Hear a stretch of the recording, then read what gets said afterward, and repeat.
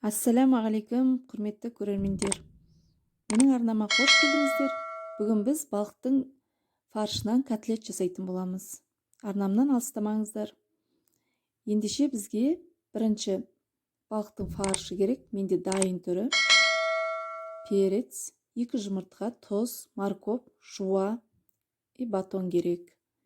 Міне мен аршып алдым. Морковьті жуаны турадым.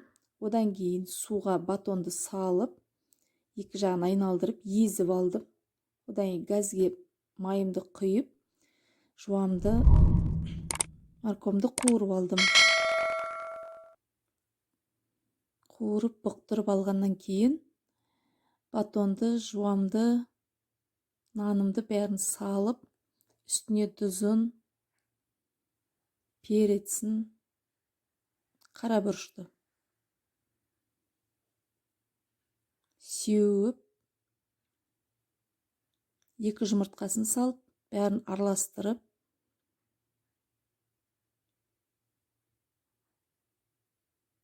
жақсылап араластырып, дайындап қойдым. Енді осыларды жақсылап айналдырып дөңгелетем.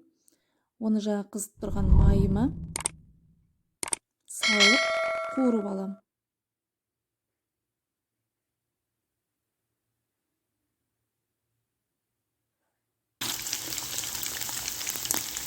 Қызыл болғанша қуырамыз.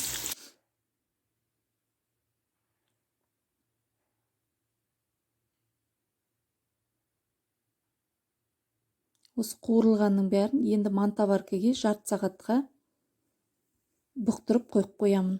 Астарыңыз дәмді.